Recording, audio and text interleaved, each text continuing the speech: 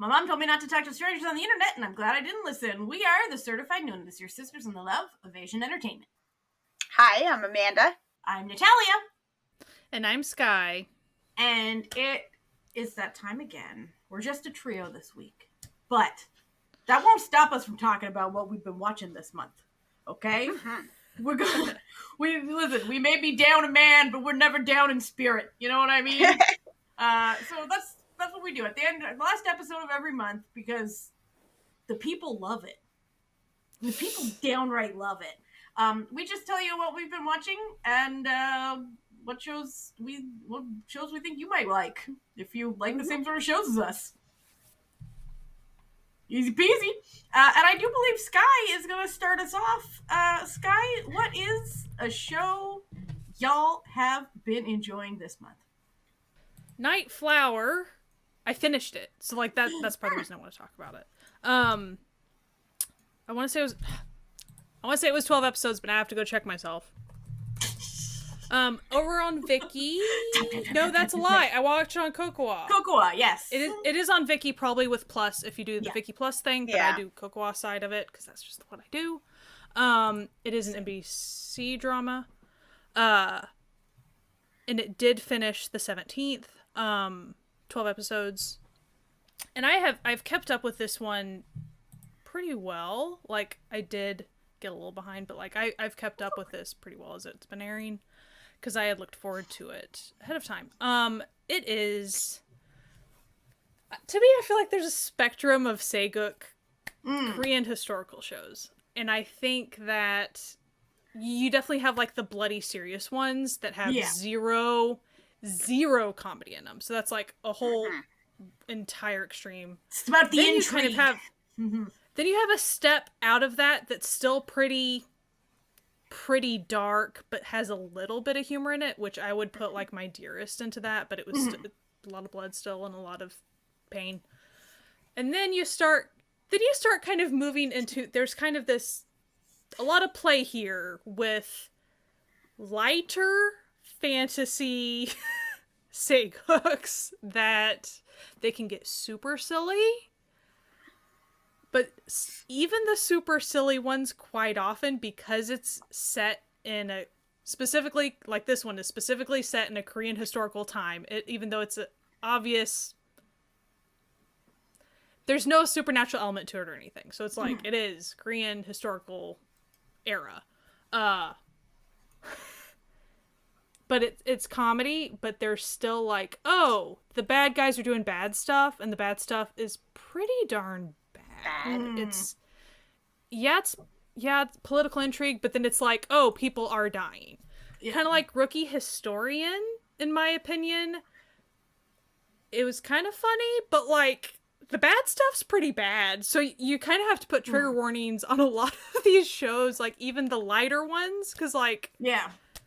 I find that's like a really common... Do they show child abuse? No, but like, is it discussed? It is. You know, like, the things are there, because that's kind of part and parcel of the, like, you know, suicide warning, things like that. Do they show it? Not really. Like, it's all a thing. So, but it's still a very lighthearted show. So it is definitely a comedy. Action comedy. I watched a lot of behind the scenes. I even watched Honey Lee's, like, her channel on her going to action school for this stuff. And so it's been really fascinating to watch how hard she worked even before they started shooting horseback, wire stuff. She already knew how to do like kind of calligraphy drawing, but that she went to do even more calligraphy training because that was a part of the show too. And it was pretty sweet because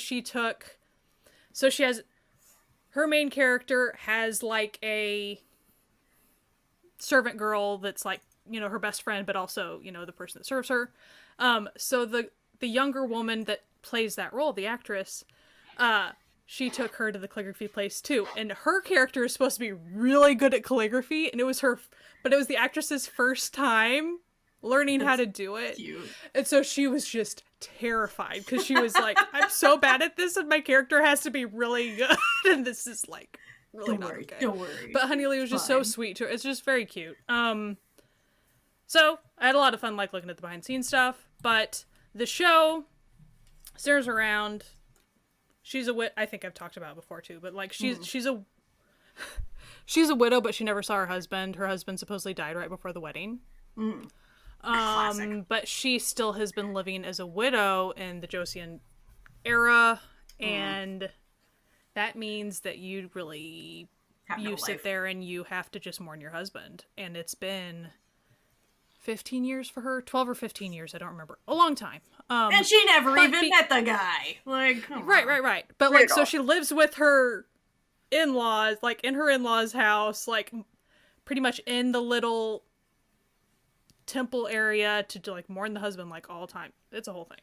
So, but because she's her and she, like her brother, her only family had been her brother, who then vanished, but her brother had trained her to do martial arts stuff. Like that's the type of family that they had been from. So she's like, I'm gonna go be this masked vigilante and like do the Robin Hood thing, and I will help all these poor people because that's what I do. And so that's actually even how her servant girl came to be for her. Like she found her on the street dying, and she brought her into the home. Things like that. Like she's a very, very sweet, caring person.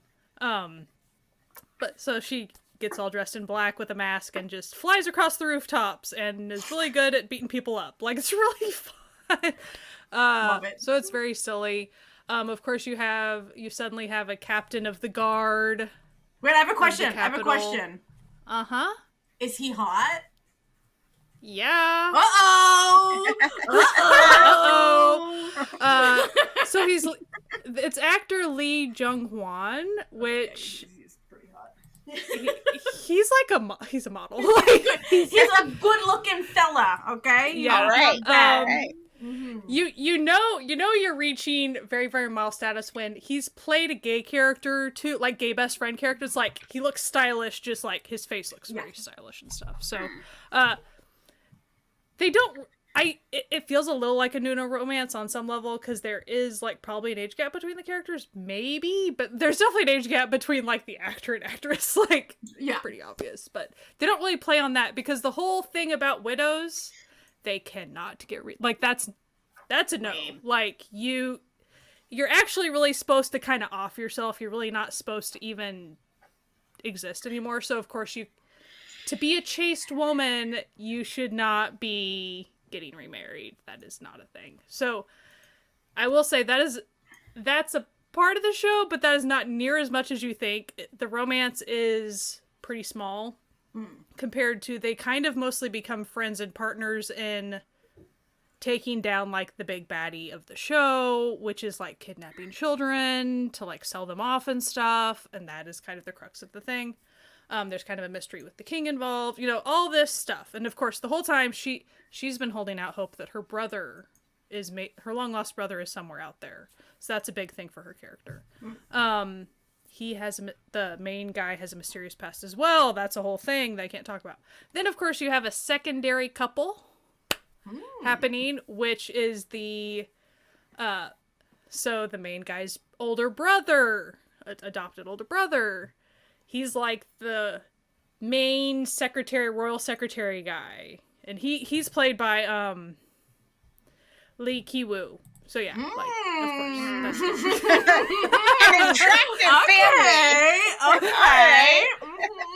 Like, listen, I was already planning on watching it, but like, stop. The servant girl is Park Se-hyun, and she's great. So it's the servant, the best friend servant girl.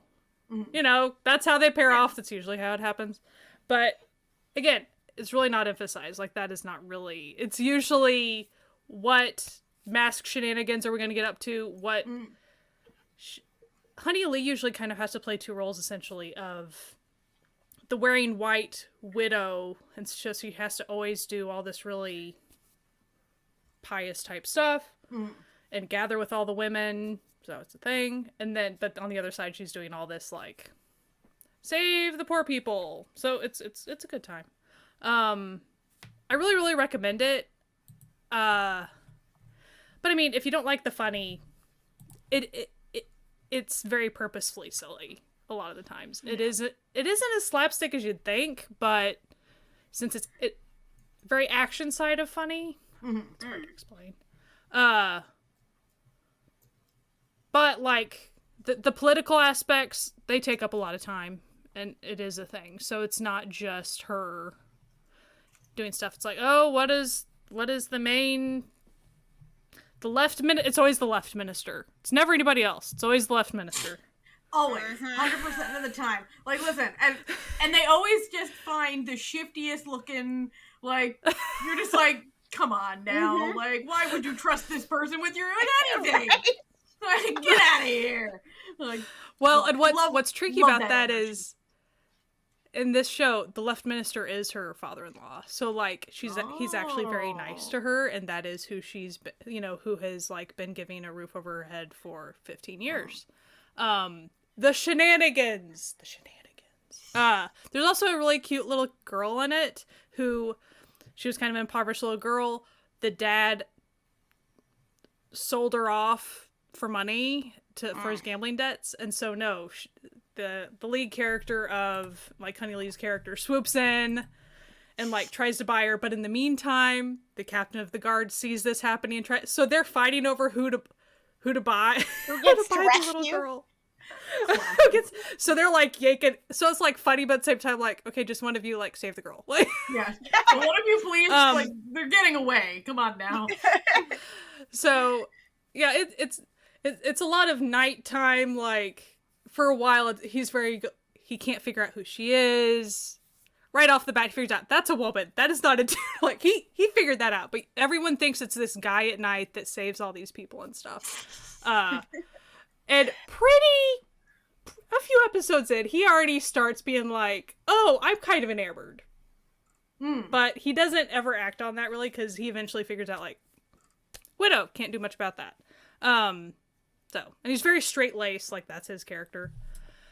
Very, very fun. I highly recommend it for anyone. Give it a shot. Right out of the gate, there's a really good action scene. If you just want to even just see that, they spent a lot of time just on that action scene. I think what was really cool about the behind the scenes was when she was at the action school and stuff, she did a lot of action work with young women. Like, she did a lot of her work with young women, even though, like, in the show, she ended up fighting a lot of guy action guys. But if you go to Honey Lee's channel, and it's really neat watching, because they really put her through the paces. And also the action director, there was a guy, but for a lot of the stuff, there's this gal action director, and she doesn't let her stop. Like, it's very, like, scene after scene after. And so eventually Honey Lee's, like, dying. She's like, these 20-year-olds are killing. She's like, look at them. Please. They're amazing. They're stunning. Like, the way she compliments all of them is just so nice. And she's like, but that director, she's crazy. She's killing me. But it was also cool to watch, because then I watched a lot of the behind the scenes, like, from NBC. And so it actually shows how they come up with a lot of these, like, action scenes, and then how Honey Lee in particular will come up kind of with the comedy aspects of it, with some of them, like how to make something funnier. She has perfect comedic timing, so. Yeah, you could tell, like, her expertise. And then there was a really cool moment. It was probably, I don't remember which behind the scenes thing it was, but there was a moment where the lead actor guy, he's so much younger than her. And he of course, the whole time calling her Sunbae, like, very, very respectful. Yeah. And he sat and he started chatting with her, and it was very much like, yeah, it must have been hers, because I actually had English subtitles. There's English subtitles on her channel. Nice. And he was like, at first he was kind of bummed that he didn't have a lot of same age people around him, so he thought he was going to be very uncomfortable. But he realized all these much more seasoned people, he could learn from them all. Mm-hmm. And so he was talking to her about that, and you could tell they had this, the way it showed it, and the reason that was on her channel is, like, she was trying to show, like, he took the opportunity to really learn from all of the people around him. And he eventually became very chatty with, like, all of his senior people and stuff, but you could tell they had a long, deep conversation about, like, how she's been through that too, and how having all of the people correct you all the time to make you a better actor, like, is good. She goes, that's priceless. Like, that's what she said to him. And so, and I thought that was neat that she, like, included that in the her channel stuff. So that's really nice. Anyway, cool show. I won't give any spoilers. Very fun. It was on Vicky or Cocoa. Yeah. Easy watch. The reason I ended up watching it so quickly was because it was my, like, palate cleanser for a lot of the other darker stuff I was watching. So I was like, I'd always be like, oh, Nightflower. Nightflower's silly. I'm going to go turn that on. Nice. Amanda. So how about you, Amanda? I started watching a J-drama. It's currently airing, so that's working very well for me right now because there's only like 4 or 5 episodes out, and I think I'm on episode 3 or 4. So that works great in my not watching so much lately scheduling. It is called Yamibaito Kazoku. It's, or the English is The Shady Job Family. So this is a story about 5 strangers who answer a want ad for a part-time job where you'll get paid a lot of money.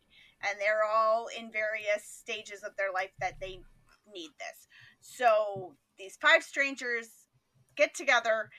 The job is break into this empty house and steal the contents of the safe that got left in a closet there. And they're like, all right, the house is empty, you know, whatever. And so they do this. The cops show up. They run. Their getaway van hits a guy. They get out of the van. Look, he's covered in blood. Oh my God. Let's run some more. Like, nothing we're doing today is above board, so we're just gonna go. And they leave. Everyone thinks, okay, that's it. That's the end of, you know, there was nothing in the safe when they got there, and he's like, okay, well, this was a weird job, but okay, we're done. Someone beat us to it. And then all of them get a text that says, meet me tomorrow at this warehouse. Here's the address if you don't want to go to jail. And then a picture of the 5 of them standing in front of their van over this dead body. And they're all like, oh, welcome. So they go to this warehouse and they're like, what's going on? What, you know? And this gangster shows up and he's like, so, I saw what you did. I took care of the body for you, but I took pictures of it first. So I have the evidence that can put you in jail. What I need from you is, there is this incredibly wealthy man who has something in his house that I want. But because he's so wealthy, he has really good security. He's a very big family man. Y'all look like a family, so you're going to pretend to be a family, move in next door, befriend him, and get this stuff for me, like rob his house. And they're like, sorry, what? And he's like, well, so these 5 people, there's 2 kids who are in their early 20s. There's 2 middle-aged folks who are mom and dad. And then there's this grandpa. And grandpa's an actual criminal. He's like, got like 25 cases of petty theft and burglary. So like, he actually has some skills here. He can pick some locks and he breaks into the safe and, you know, does that sort of stuff. So they move into, this is all the first episode. They move into this house. They befriend these neighbors. The son like walks their dog for them. They go over for dinner as a family. Like, they just totally become friends. Then this family goes away on vacation. They're like, because they've become such good friends, they've figured out the code to the house and everything. They break in and they're like, holy crap, there's a ton of money here. And then stuff happens and it, like, you know, implodes from there. And ultimately what winds up happening is that this situation, they escape from it again and everything, and it's like, okay, so now what do we do?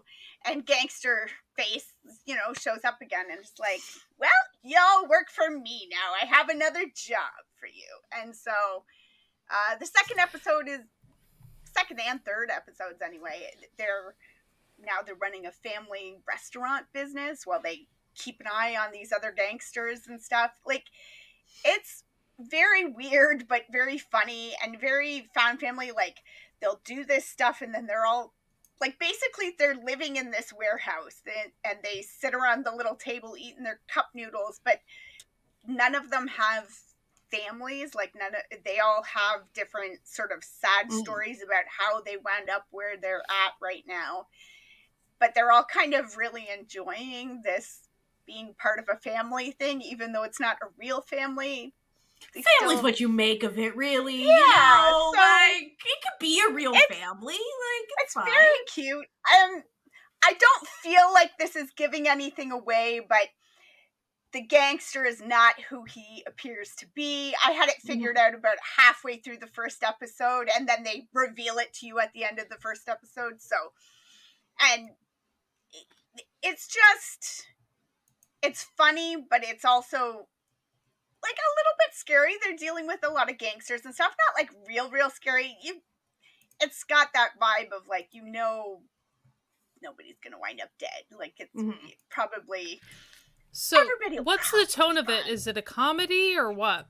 I would say comedy. It's like if I had to peg it, something like Brooklyn Nine-Nine, where they're like, it's a comedy, but there is some like dark serious shenanigans that you know, there's some stuff happening at times, and you're like, oh, okay, like sort of like a Leverage situation, like that sort of vibe. Yeah.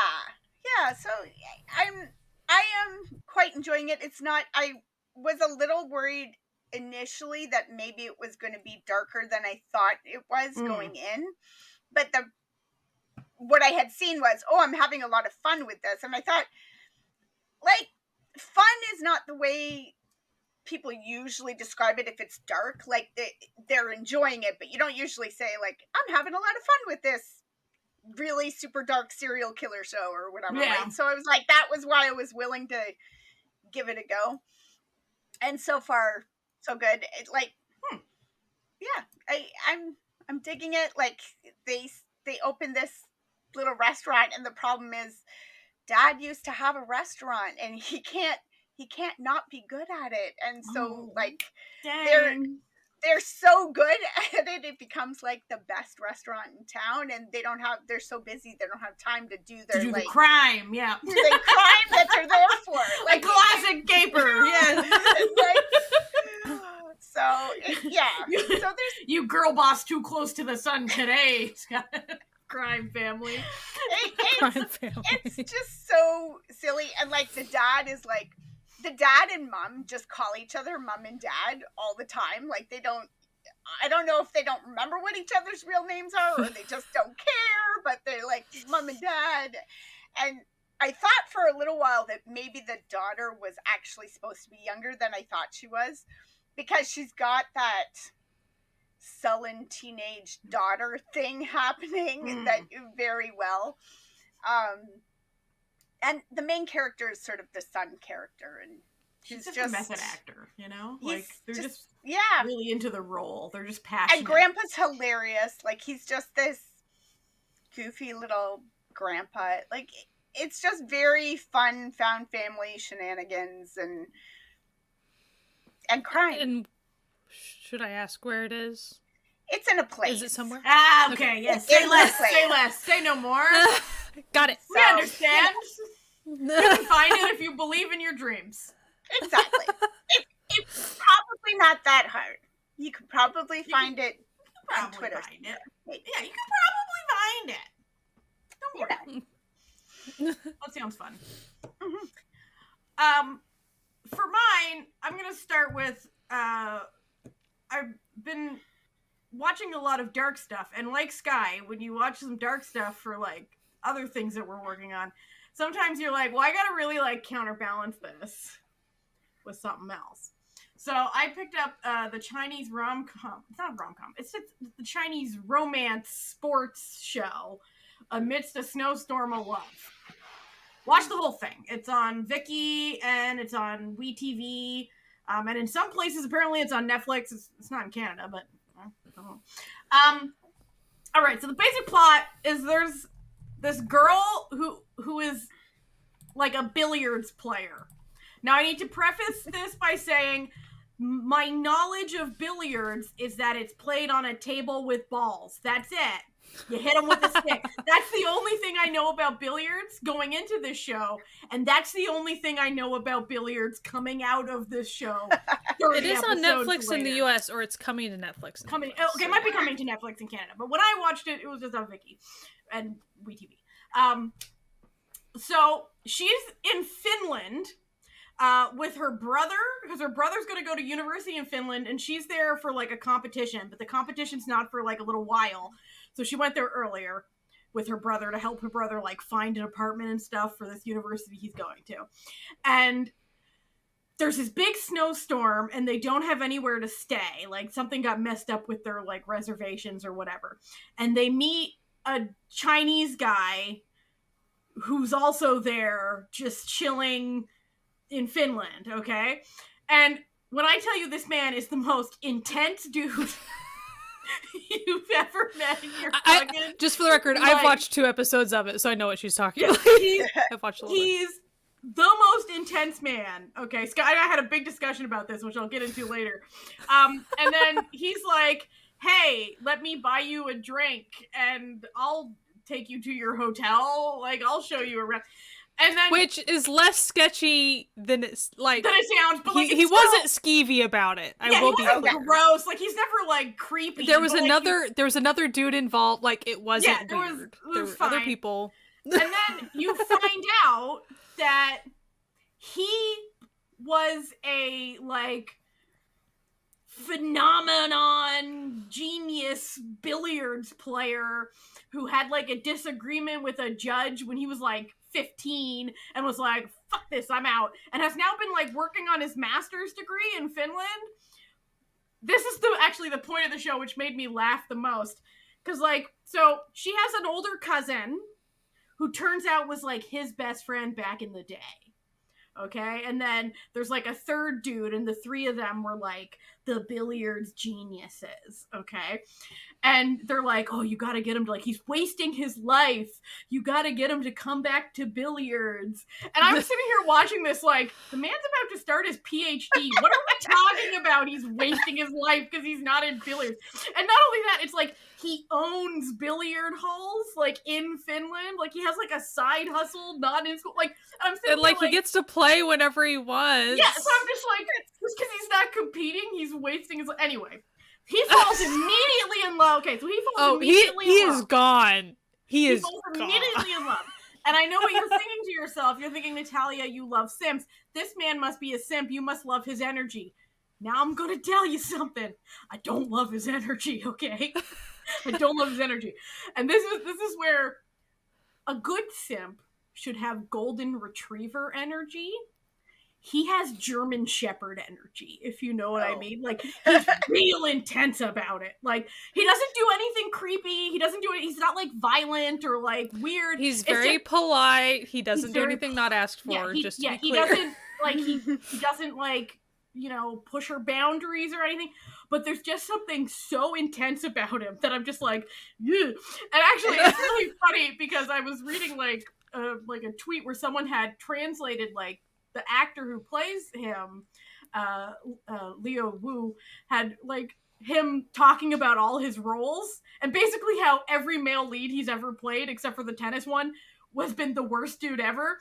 And his comment on this role was, ladies, I don't think you should immediately trust a guy who takes you out for drinks and tells you he'll take you home. like just gives you a drink unasked for.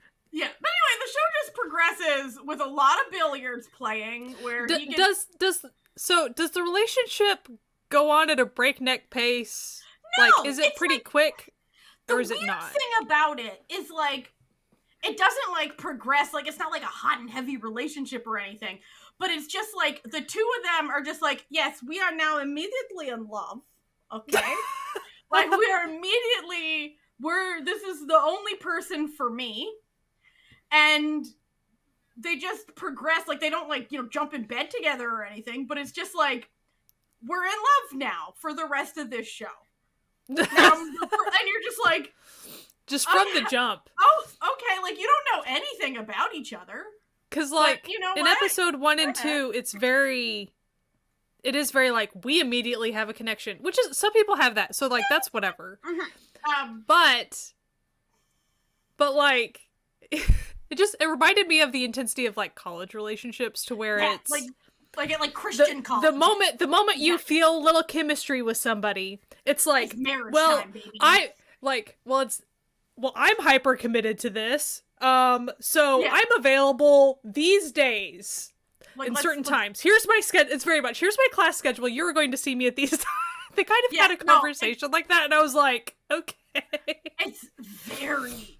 Because, like, he, like... Anyway, she, like, her and her brother end up living at, like, his apartment with him and his roommate. Like, but, like, nothing even happens there. Like, he like, gives up his bedroom and, like, redecorates the bedroom so that she'll like it better. Of course. And his roommate's just like, what are we doing? You're gone, dude. What are we doing here? And then there's just like a lot of real high stakes billiards action that happens, like a lot of billiards competitions.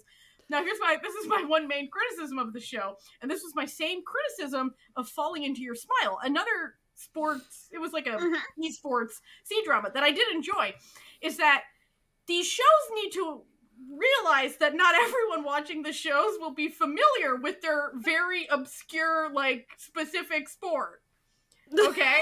And so you should just a little explain how the game works so that, like, the gameplay will be a little bit more, like, engaging for people who have no idea what the rules of various types of... There's, like, so many types of billiards out there. And I don't know how the scoring works. I don't know what the goal is. Like obviously you're trying to get the balls in the hole, but I never know, like, sometimes it's like, oh, like, they would hit one color of ball and the whole audience is like, oh, and I'm like, I don't know why I don't understand this game. I just remembered a funny scene. It was from episode 1 or 2, though. I just thought it was really funny. So, like, the main girl gets introduced to, like, she already has a friend, and the friend knows this maybe Finnish girl, maybe like this white girl. And just another billiards competitor. Yeah, there are a lot of white and like another international billiards person. And so they're talking, and then, but the thing is, so the lead character's brother, they're like they're fraternal twins. They don't emphasize that much, but it's mentioned, like, you're only 3 minutes older than me. It's like, okay, we're talking fraternal twins. So, like, and no, they don't look anything. Nothing alike. But that happens. Like, it's fine. So, but what's funny is the main gal mentions to these girls, like, she already knew that just saying her brother's name, they were going to, like, fangirl. And so she's very purposefully was not saying his... She hadn't mentioned that her brother was, like, evidently this renowned player. Okay. That's her cousin, who she calls her brother, because he's like her brother. Okay, sorry. This confused me for a little while as well. And he comes back and is very delightful, by the way, because not that much. This show is just like a romance with billiards. Like, there's not much that's gonna spoil this, but this was quite amusing. They get together? No. I know, right? Like, you know that from the first time their eyes meet across the snow. Yeah, they're gone. You're like, okay, he's gone. He is gone. She takes a little longer, but not that much longer.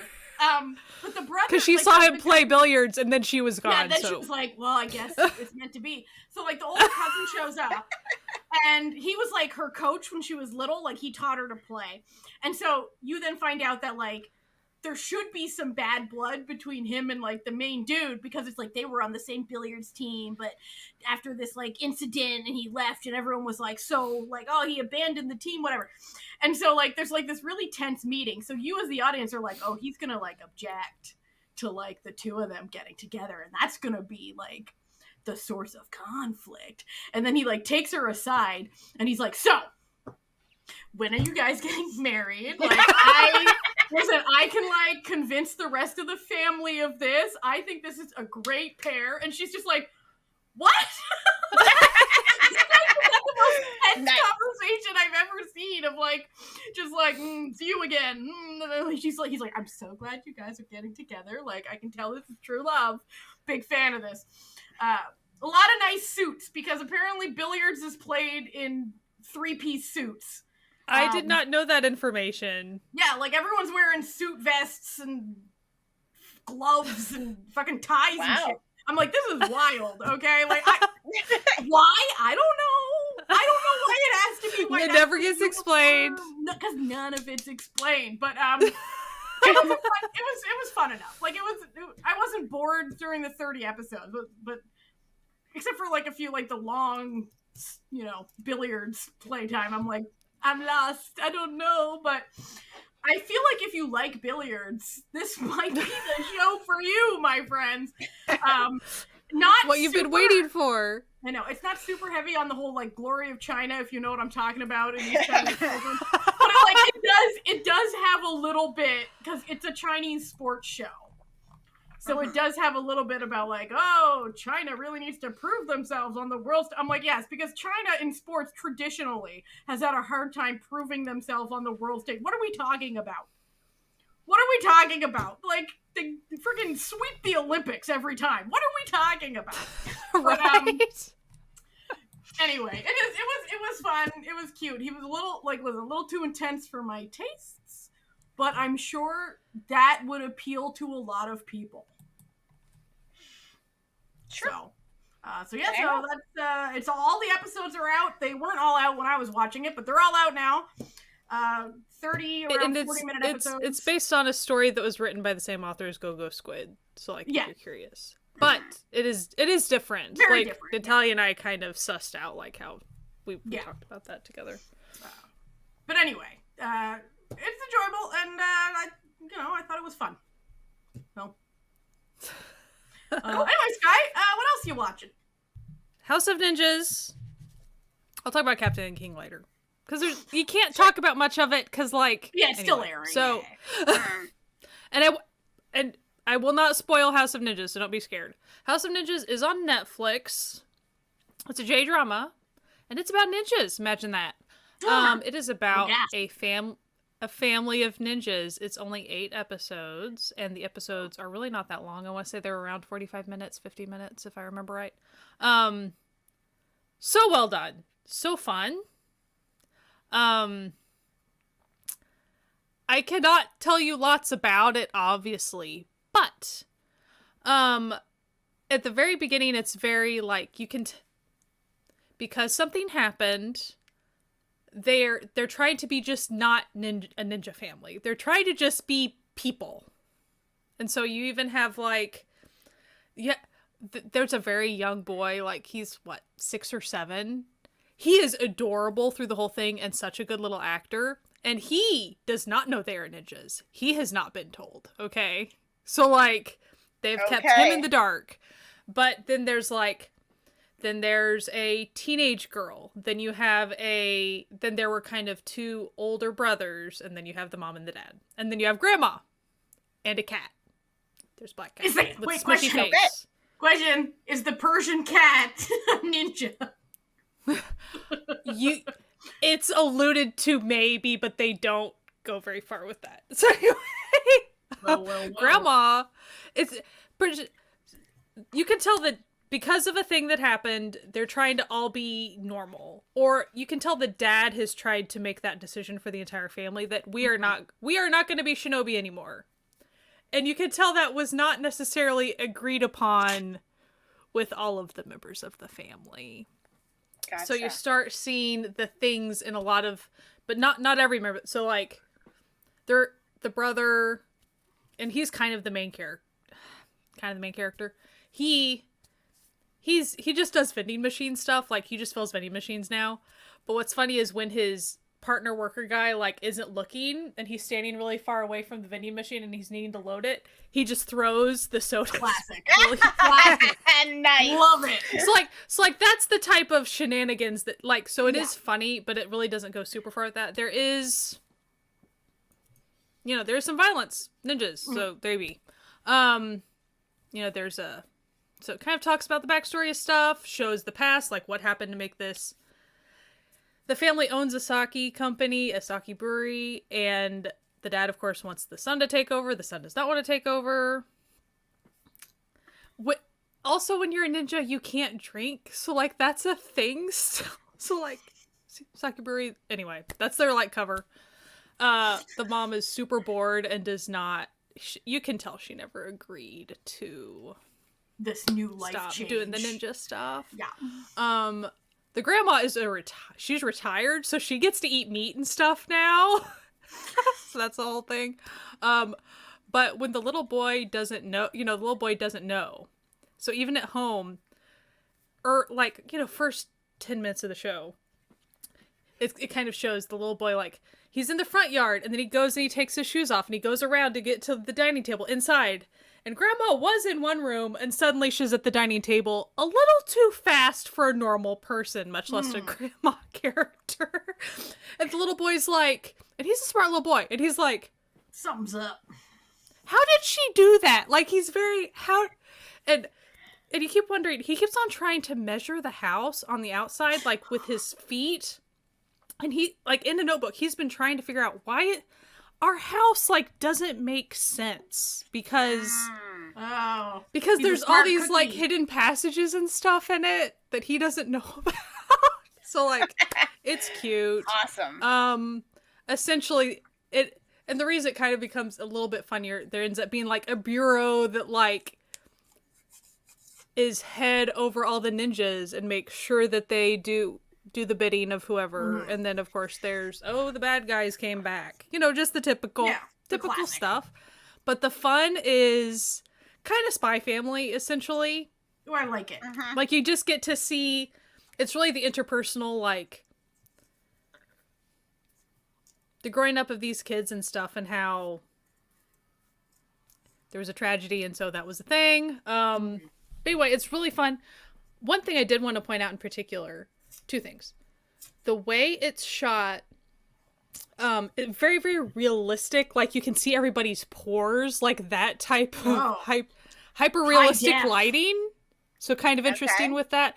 So, like, whenever they're being just normal people, it's not like they're pretty normal people. It's like, we see your nose hairs type. You look like a normal person. We're not gonna, the lighting's a little harsh, like, on purpose. It's kind of interesting. And then the use of music. They use a lot of kind of older, like, not really folk rock, but like Western, so like American and British music. So like they have English music throughout a lot of the show. So even if there's like this really intense fight scene, the music that they purposefully play during it will be a little lighthearted. So they so that's how they do the tone a lot of the times. Now that doesn't mean that there isn't some serious stuff that happens. Again, trigger warnings for things like, suicide, quote unquote. There might be a cult involved, so there you go with that stuff. Natalia perks up. Piqued my interest. Yeah, I really didn't want, but like, it's just a couple episodes. Yeah. So anyway, the things that come thereof, like ninjas and culty things. So like, typical things with that. Politics too, a little bit. Because as far as the family does get orders from the bureau within the government that tells them to do stuff. They're not allowed to do anything outside of that.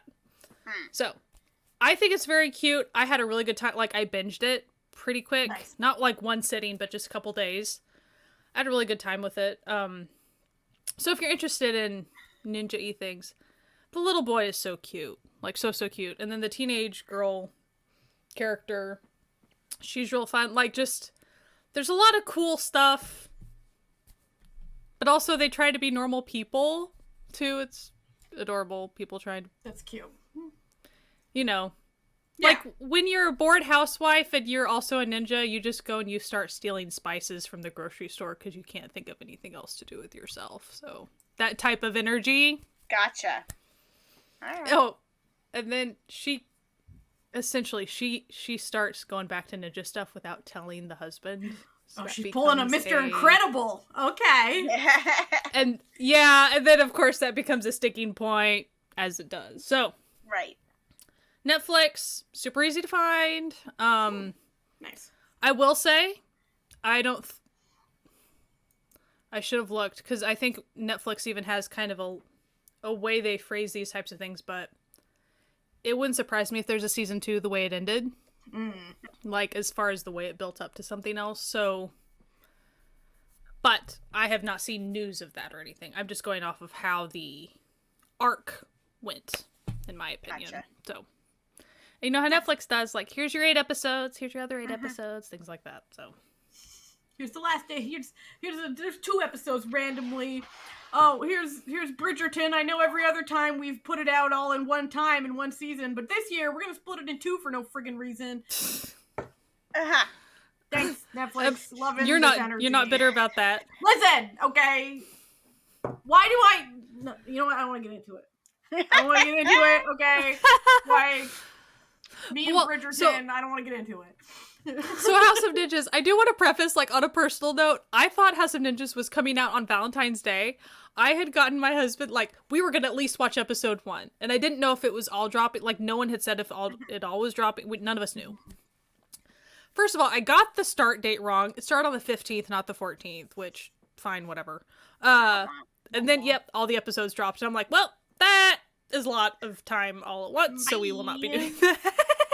This was a fun dream that we had right now. But I actually would really recommend House of Ninjas for pretty much anybody. No Asian drama expertise required. As far as if someone's into action-y stuff and kind of likes ninjas, they should totally go for it. It's a very easy entry into anything like that. I'm trying to think if they spoke English at any point. To me, I don't think they really used much English within the dialogue, but except for a lot of English music. So it was interesting how they did that. Very fun. So how about you, Amanda? I actually did complete a series. A Chinese series, no less. Whoa. And I know what you're thinking. Like, that's a lot of episodes. It wasn't. It was a short series. So, it was short episodes. So, it's a series called Our Parallel Universes. And it just came out this year. I watched the first, 5 episodes because that was all that was out. And then went back a couple weeks later. And the other, I think there's 12 episodes total, were out. It is based on a novel called Master and Me, but I couldn't find any other references. And when I tried to look up, that's all I got. But it's on iQIYI, and iQIYI offered it to me, and I was like, why not? Parallel universes? That sounds interesting. So I clicked play. What it is essentially like a sketch comedy show, where it's not all comedy, but it's the same 2 male leads who kind of like an Abbott and Costello or Carol Burnett show kind of a thing, where you've got the same actors in completely different characters and completely different stories. Each episode is a self-contained story. Once in a while, when you get to the later ones, there'll be maybe a comment, like a callback to something else, but completely unrelated characters from story to story. And the first story is set in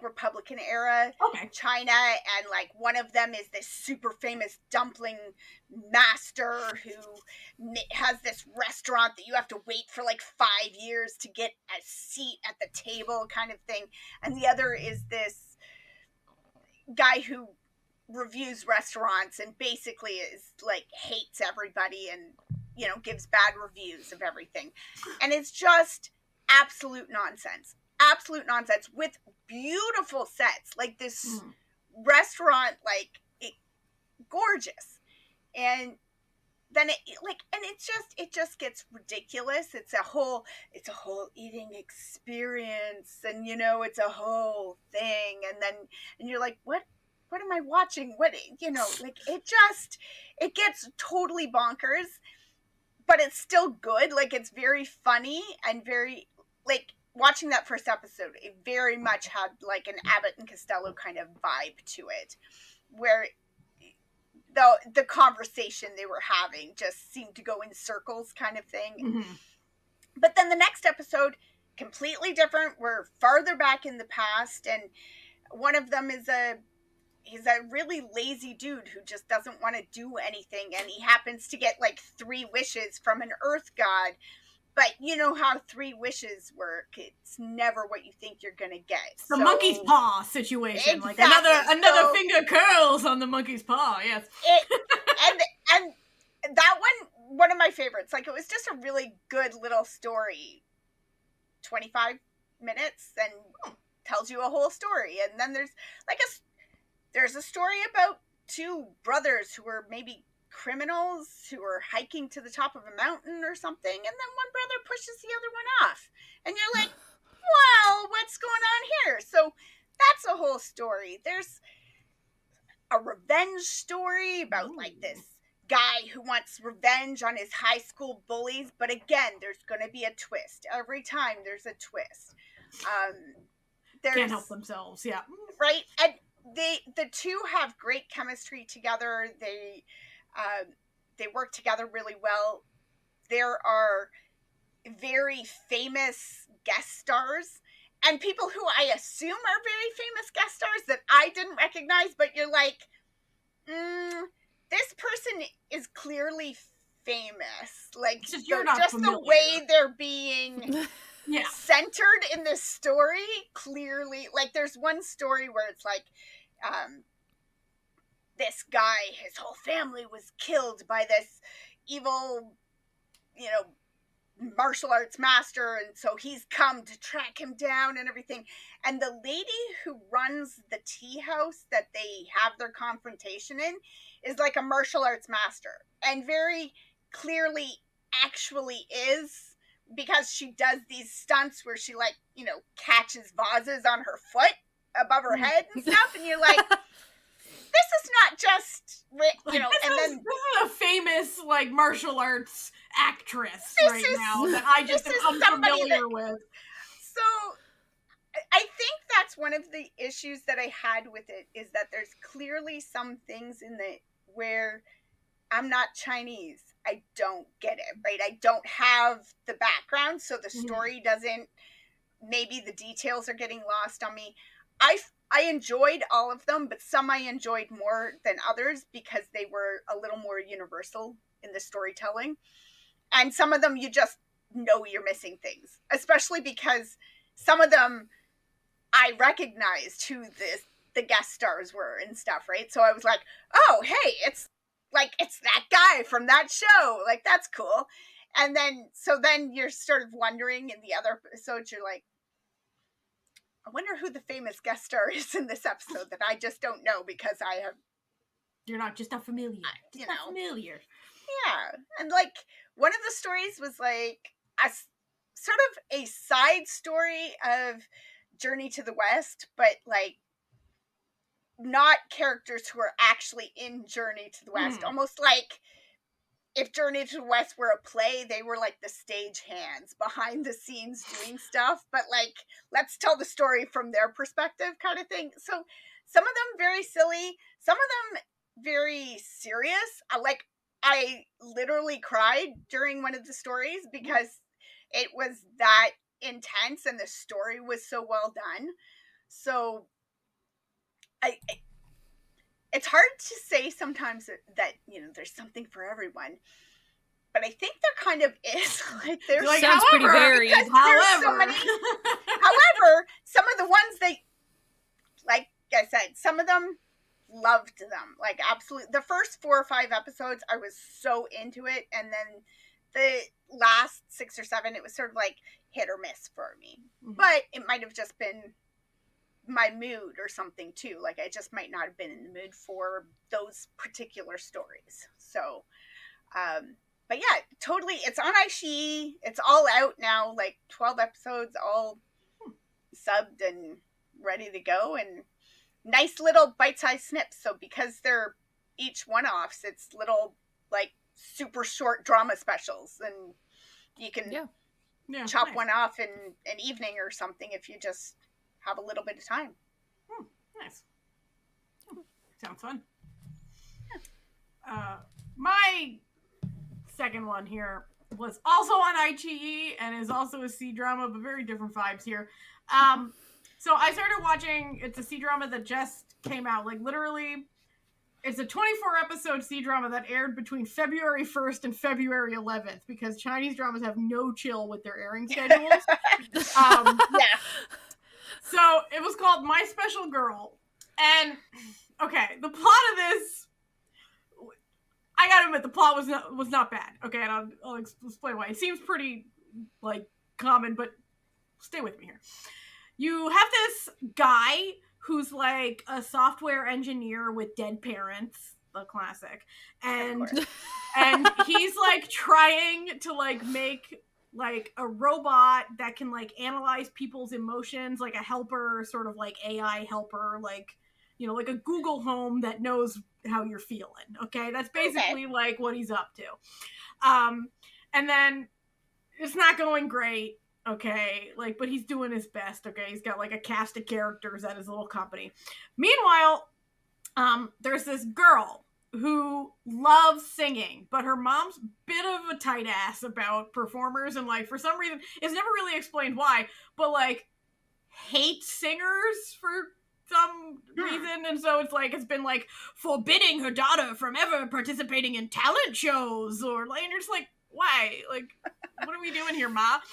Like, and so she's been studying like early childhood education, but does not want to be a preschool teacher. Okay. No interest.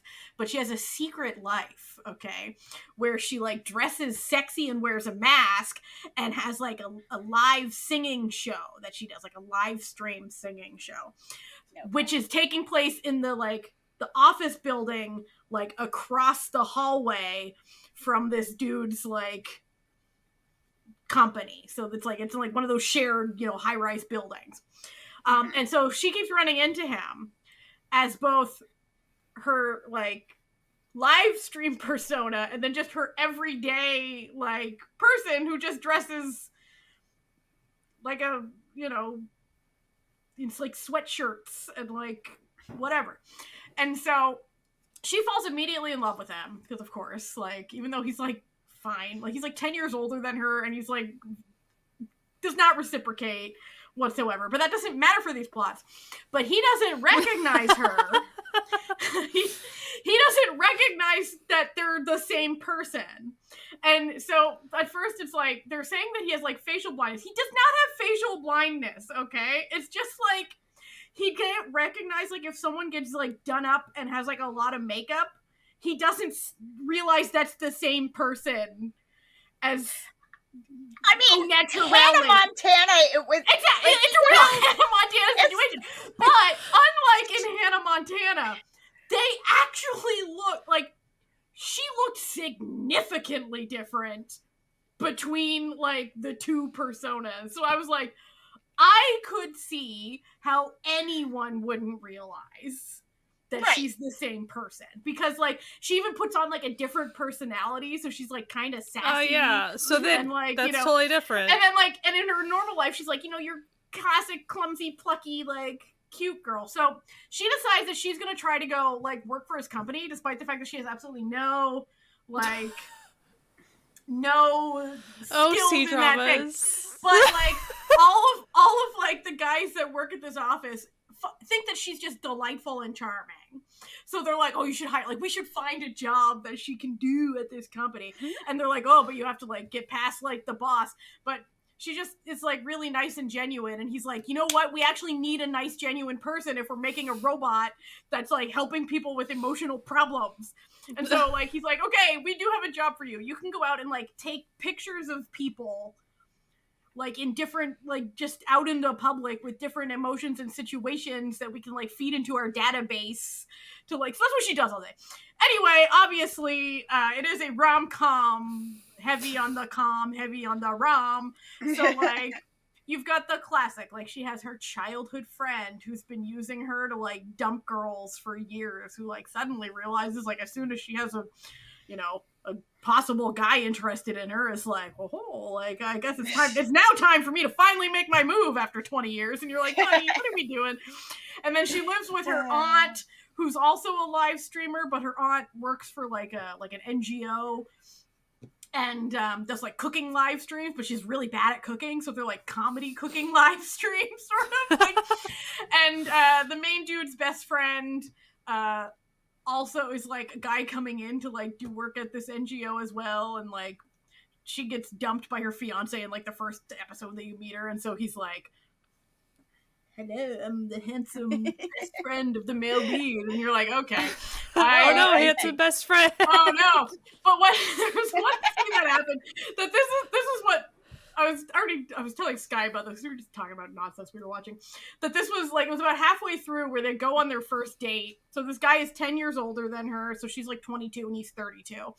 And so this was what sold me on this show, was the sequence of events where they're both getting ready to go on this date, and he uses one of those like cheesy little apps that like guess your age apps, and it guesses that he's 35, and he's like, oh, do I really look this old? And then like he's texting like someone about this like little like, you know, app, and the person's like, yeah, I keep saying everyone looks way younger than they do, and he's like, oh god. So he's like, okay, I gotta like, listen, everyone's gonna think I'm a creepy old man, so I gotta like look younger. So he's asking his roommate, who's the guy dating the aunt, and who dresses like a college frat boy, and he's like, I'll help you out, like I'll dress you out. And then meanwhile she's like using the app, which does say she looks like she's like 16, and she's like, oh no, like I don't want him to look like a creepy old man because I look so young. So he wears 3-piece suits all day every day, so he's like now abandoned that for like a youthful like look, like, you know, like the idol look or whatever. And meanwhile she has now put on a suit because she's like, I gotta look older. So they show up to this date with each other's vibes, and they're both just like, huh. And it's, oh boy, at one point someone asks if she's his real estate agent, and she's just like, it's good. So, but Nice. It has the same criticism I have for a lot of C-dramas, and it's fine, is that I didn't realize I was watching the last episode when I was watching the last episode, because it didn't feel like the show was over, and then all of a sudden it was like, we're done, and I was like, what? Huh? But like, besides that, it was fun, it was goofy, it was, you know, good romance. It's just a classic. And what was the name? It was called My Special Girl. It's on iQIYI. It's 24 episodes. They're not very long, like 40-minute episodes. 24 episodes, sorry. Should have been 30 because there was clearly more story that was like, it ended kind of just like abruptly in a plot involving the mom, and I was like, oh, okay, I guess we're done with this story now. You know, it is what it is. But it was, you know what, I enjoyed it anyway. It was cute. So yeah, that's on iQIYI. Check it out. Boop, boop. Yep. Now before we leave you, we will do our traditional speed round, where we quickly just go through some other stuff we've been watching. Sky, take it away. Give us the speed round. What have you been watching? So, I will talk about Captivating the King really quick, since I can't give a lot away, but what I will say about it is very, very well acted. It is on Netflix. As of recording right now, there's 12 episodes out. It will be a 16-episode drama. When this podcast episode drops, there will be a couple more episodes out, because it drops on the weekend. So, anyway, I'm loving it. It is pretty intense, very court-heavy, because you're dealing with a main character that starts off as a prince, and then, I'm not giving anything away, it's obvious in the description, he becomes king. So, like, so you're gonna be in the palace a lot. That's what you're gonna be doing. Mm-hmm. So I will say, the things that I can say are, so, just, the acting is phenomenal, and the female lead character, she is dressed as a dude from square one, like when they meet. She is a Baduk player who is gambling to get money in order to free people from Qing or Ming. Like, there's two Chinese entities like at war, you know, kind of against each other at the time that are kind of around Joseon, like it's a whole thing. So, like that's why she's doing that. She's trying to free her.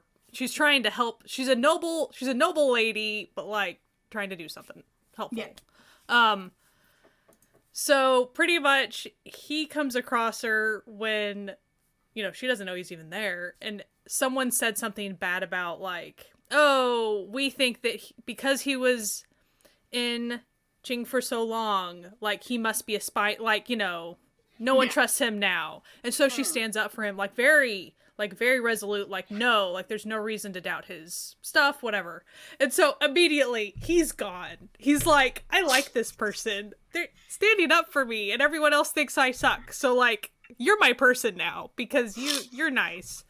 And so for the first few episodes, like his character is very sweet overall. Going through a lot of issues with like the king at the time, whatever, it's his brother. So machinations happen.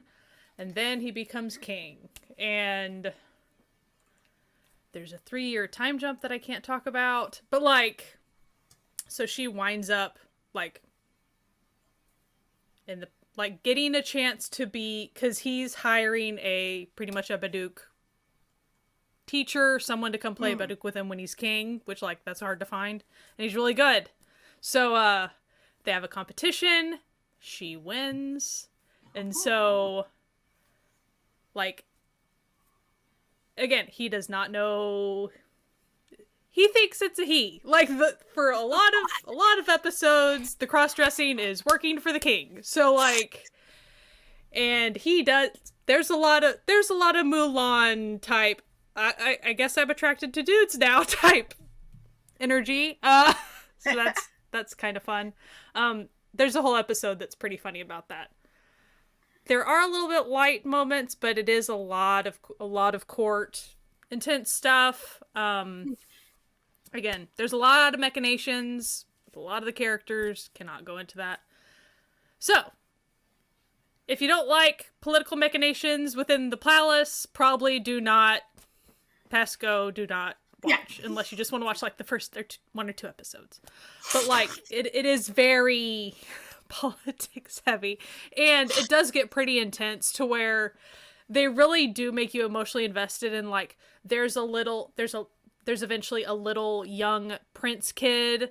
He's very cute, and then there's a princess and she's a little bit older, and they're just very sweet, and they were the kids of the former king, so like they're his niece and nephew, and they're very sweet, and he's pretty nice to them and stuff. And so you're very invested in these kids, and all of a sudden machinations happen, and you're like, oh no, I'm really concerned about these children. I'm like, uh-oh. You know, and so then like you get really on edge, like pretty quick, like, oh no. Because palaces are crazy. And so it's really not a like leisurely, I'm just gonna chill and watch Captivating the King. It's like, and the whole thing about captivating, like the title, in the first episode or 2, when he's still prince and they're just like Baduk buddies and they play a little bit, he gets in a situation where, or maybe they hadn't even met yet, but he gets a situation where someone asks him like what his favorite poem is, and he recites this poem about captivation and how captivation is a very dangerous thing for someone to like have power over you. And it wasn't just in like a love sense, it was also kind of like in a political sense as well. So like that's why the title. It's not just about love, it's also about, because people kind of get power over him, and it's all about stuff like that. So the reason I'm loving it, it's just so well acted. Like the writing's great, the acting's great, costumes are lovely. It's fun. Cross-dressing, you know. We love it. Can't beat it. We love cross-dressing. We love it. We love it. Big fans. You love Big a fans good here at the Noonas. We love a good cross-dressing plot. So, I had to mention all that, because I did watch a lot of that. But loving it. It is putting me into an era with the lead male, because that's the way I am these days. I watched 1 episode of Dr. Slump. The only reason I didn't continue on it, I had to do a bazillion and one other thing. So, like, it was interesting. I just didn't have time to sink more into that. I did watch 3 episodes of Branding in Songsu, which is over on Viki. Dr. Slump's on Netflix. Brandon and Songsu, that's the one where there's going to be body swapping eventually. Right. And 3 episodes in, there's no body swapping, and so I will eventually get to where I at least want to see the body swapping happen, but, like, again, I had other stuff to do, like, for the podcast and stuff, so, yeah, it's a thing. I did try out A Killer Paradox on Netflix. It was not for me. I did go 2 episodes in. Totally not my jam, but a lot of people might love it. It was very interesting, I will say that. The one thing I will say is, like, it's one of those K-dramas that you have reality of what's really going on, and then sometimes you think something's reality, but it's also it's suddenly just in their head, and then there was a lot of hallucinations happening as well. So, like, there's a lot of that. There's a lot of visual mind play stuff happening. So, like, just know that that's the thing. Very bloody, I mean, obviously. So that's warning for people, you know. It's based on the like murder diary, like that's what that one is. So, Killer Paradox. Very well acted, though, I will say that. And then we've done a lot of watching heavy stuff for the podcast this past month, so I'm just going to mention, like, so go check out our stuff where we did Shot for Killers, so I watched that whole thing. We did the Exchange episode, so I watched a lot of Circle. I'm not quite done with it, but I just need to invest a couple more episodes in that. For the Exchange episode, Drama Exchange, so go check that out. And then we did an episode on 3 queer J-dramas, so I watched a bit of Chaser W, I Love You and You, and I became the lead of a BL drama. That's all over on Gaga Ooh La La. If you want to hear us talk about that, check out that episode. And working for future stuff, I watched the entirety of a J-drama, Please Love Me. It's on Viki. As far as why I'm watching that, I guess you'll find out later. But I really did enjoy that one. The J-drama, it was really cute. It was old. I'm not saying it's old. It was like, what, 2006 or something? You know, like, it really wasn't. Might have been it's probably 2016. I don't remember. Yeah, I don't remember. it's older. Yeah. But it wasn't like old. So, but it was cute. But yeah, that's that. Nice. How about you, Amanda? What you got? I'm almost done. We Go Fast on Trust. It's a C-drama about race car driving. Really enjoying it. I'll be honest, there's a lot of office stuff about the car company. I'm fast forwarding through that right now because I just don't care. Like, I don't have the time and I don't care. And it doesn't really affect your enjoyment of the leads together. Like, every once in a while something will happen, you're like, okay, maybe I gotta rewind that for a second and watch that again. There seems to be a kind of a romance happening with the sister who runs the company and her, like, right-hand man, and I dig that. So, like, sometimes you gotta go back to the office so that you can watch them look at each other. But in general, I'm like, I don't care. I don't care that your car company is in trouble. Back to the racing, back to the romance. So, but the leads together, fantastic. Like, it's just when the leads are together, and even when they're not together, but it's focusing on the cars and the racing, like, and it's great. It's very, very good. I am still in my anime era. We've reached the Sky Islands, the Skypiea, I think it's called, arc of One Piece. So we're having fun there. They're swimming in the clouds and hanging out. It's a good time. Solo leveling is still going. It's good. It's interesting having read the books already. And then we're watching, and you can see how they are combining certain scenes from the books so that visually you can tell the story faster, and it's kind of neat. Like, they do some neat things where it's like when he'll be in a battle or he's in a situation where he's fighting demons in this dungeon, and then it'll cut to somebody else who's talking about stuff that sometimes happens in dungeons, and then you'll go back to the like, and it's kind of nice. We're thinking about it and we're going, yeah, in the books, like that was a whole chapter and this was a whole chapter, and now it was one scene and it was done, so we're like, oh, okay, cool. We're enjoying it. It's very dark and bloody, and I mean, he's murdering monsters. So was the manhwa, so it makes sense. Yeah, exactly. It was very, it's a dark story, and still watching Sign of Affection, freaking adorable. Like, it's just so soft. It's so soft. The colors are soft. The story is soft. It's just soft and sweet and very, very cute. And I inhaled Yuri on Ice for Drama Exchange. You can hear more about my thoughts on that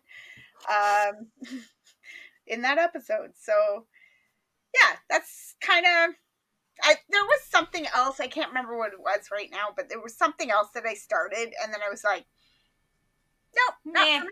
Like, you like into like the first episode and you're just like, nah, it's not hitting. So I don't remember what it was, so fair enough. Yeah, clearly was not for me. So how about you, Natalia? What else have you been? Oh boy. Okay, so I finished Marry My Husband, Chef's Kiss.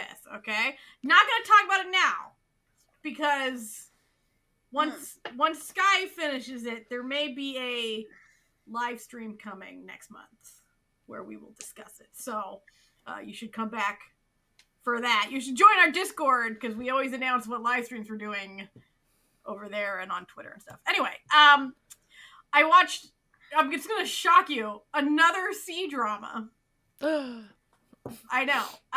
Called Somewhere Only We Know. It's from 2019, and it was just like, I was just on Netflix, and it was like, hey, here you go. It's like, we recommend this. And I was like, all right, check it out. Basically, it's about this English major who gets accused of cheating on a test by like the proctor, who's like a PhD physics student. She didn't. It was like a whole misunderstanding classic. That's like the first scene. And so they immediately like hate each other. But you know what happens when an attractive man strong and emotions a cute girl towards have strong emotions towards each other. And then, oh no, like, he also speaks Russian, and for some reason, for her fun elective, she's decided to take Russian. And she wanted something easy, huh? Yeah, and then the Russian professor is like off on a sabbatical, so guess who comes in to be the sub? Uh-oh. It was cute. It was 24 episodes. I enjoyed it. It was another one of those where the C-dramas where it's like they got to the ending and realized, oh shit, that we were only allotted 24 episodes and we still got like easily 5 more episodes of content that we're not going to squeeze into one. But it was good. It was good. The pacing is always questionable. The pacing was so good up until like the last 4 episodes. And then it's like where suddenly it realized, oh shit, I ran it. Like we've got too much story left to tell, and we're just gonna we're just going at speed. Like a lot of decisions were being made at breakneck speed by these characters. Like a lot was going down, which was bizarre because the show was kind of like a slice of life, like slow moving show up until then. So it was just like, oh geez, okay. But I did really like it. I'm still watching Intern in My Heart, which is a Thai show on WeTV. It's a Noona romance, and Noona romance, like, she's like in her mid-30s and he is 20. And also he is golden retriever simp. Okay? Like, and she's not like he's directing the romance. He's like, yes. But also like the she's a fashion designer. He's a fashion student who comes in as an intern, but it's not enough for that. Like, that would have been enough of a plot to, like, do it. But no, he also has a magical ability that when he touches someone, he can see what they've been up to for, like, the last 24 hours. Like, he has, like, magical, like, psychic telemetry, but it's also giving him heart failure every time he does it. And when he touches her, it doesn't hurt like it does with everyone else. Oh. The classic. It's cute. It's cute. I watched on IG, because sometimes IG is just like, hey, you want to watch something real dumb? And I'm like, you know what? As a matter of fact, I do. And it was a very short form, and I'm talking short form show, called My Piggy Boss. 12 15-minute episodes. Okay. Short. It's a classic. Do you remember with that show, like My Husky Boss? Same thing, but he turns into a pig instead of a dog. But instead of it being like a genetic experiment gone wrong, his father was, or his grandfather or someone, was like a butcher who killed a lot of pigs. But it turns out there were aliens who came to Earth that looked like pigs, and they punished him for being a butcher. And they punished him for being a butcher, so that it's like...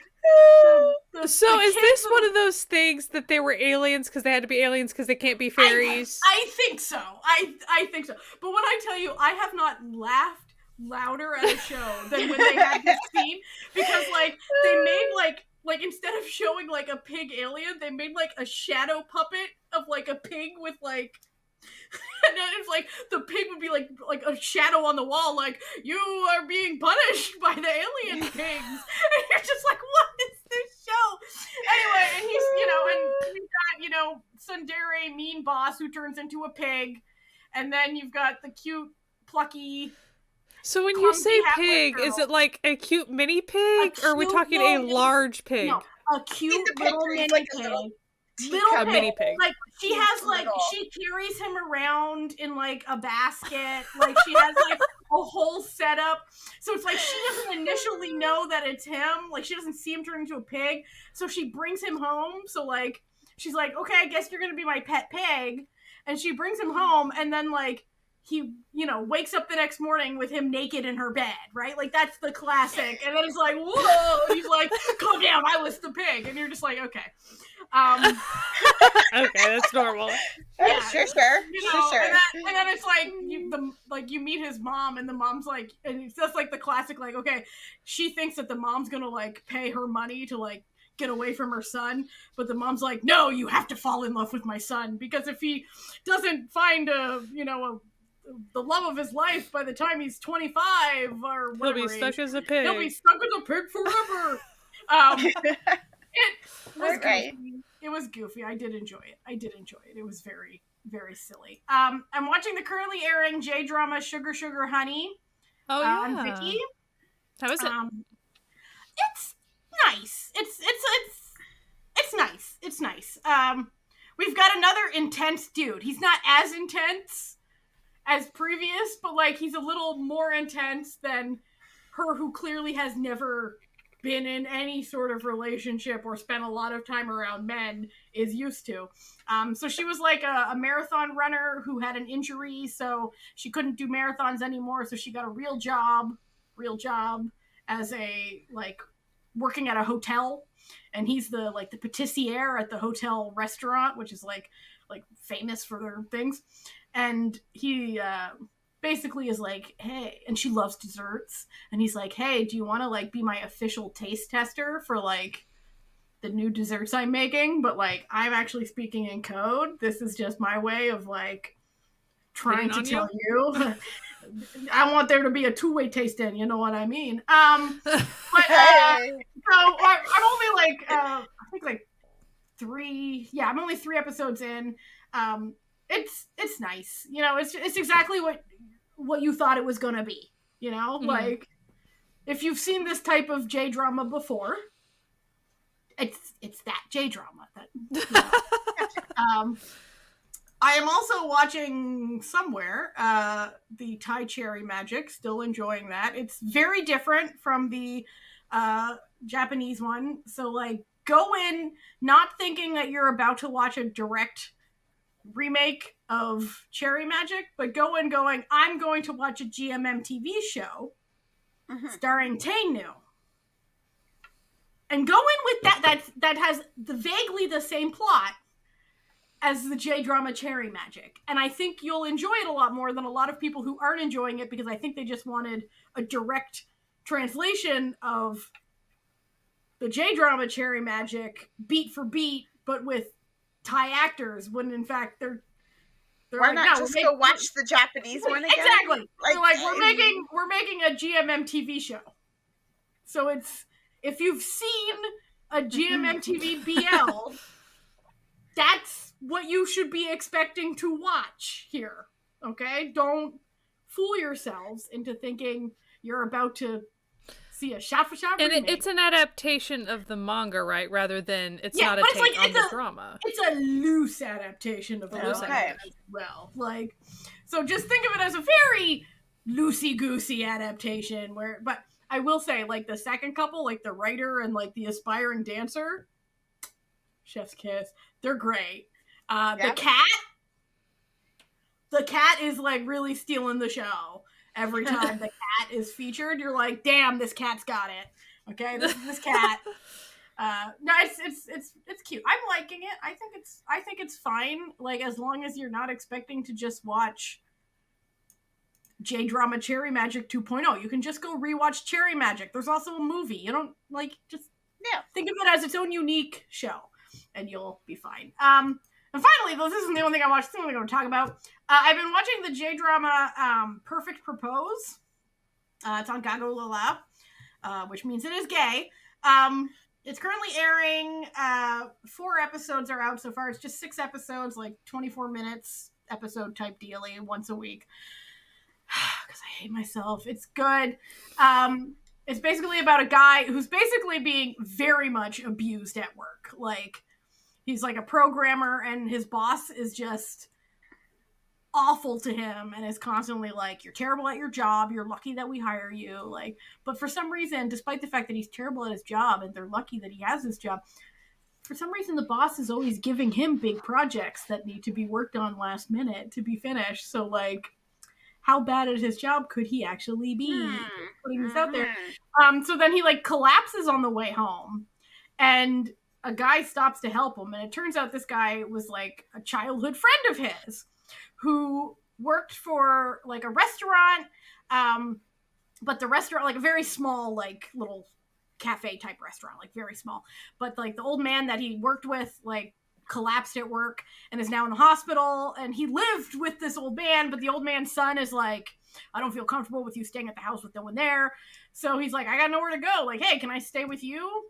And then just starts, like, cooking for him and being like, and he's like, oh, it's, you know, I haven't seen you in years. Like, he's like, yeah, can I live with you? And he's like, yeah, I guess, like, we're bros. Like, do you have a girlfriend? He's like, no, I'm gay. And he's like, oh, you're gay? Interesting.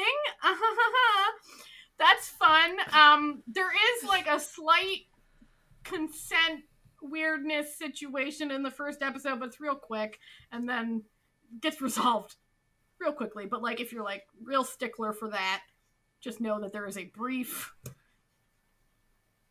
tricky consent situation involving a hand job that happens, okay? Like, just doesn't show it. This is, like, a PG-13 show, like, it's fine. And then basically just starts cooking for him and, like, making sure he sleeps and eats, and suddenly his life just starts getting better, and he doesn't look like a sad shell of a human being anymore, because, like, he's eating and sleeping. And you can assume that romance will come from that. Anyway, I'm really enjoying it. A lot of really good looking food as per usual, and that's on Gago if you want to watch it. The new episode's on Friday. Anyway, that's all I got. That's all I got for right now. So, and with that note, that's it for what we're watching. We hope that you enjoyed listening to it, and we'll do another episode of this next month because we do this episode every month. But you can, and if you want to listen to all our past what we've been watching, you can do so pretty much anywhere podcasts can be found, on our YouTube channel, and also on our website, certifiednoonas.com, where not only do we have every episode we've ever done, we also have links to where you can find the stuff we're watching and time codes to what's going on in the episodes. And if you want to support this podcast, you can take your little fingers and type in patreon.com/certifiednoonas to join the Certified Found Family. There are Found Family on the web. They're great. They keep the lights on. They get extra little mini episodes. We have a movie night every month. It's really fun. We have a good time. We love the Found Family. We think they're the best. Anyway, thank you for listening. We'll see you next week. And as always, not only is COVID going around, but measles has made a real surprise comeback. Fantastic. So please, please, please, we implore you, even if you've stopped, you can come back. Wear a mask. Wash your hands real well. Get that hand sanitizer going. And as always, keep enjoying Asian entertainment. All right. Bye.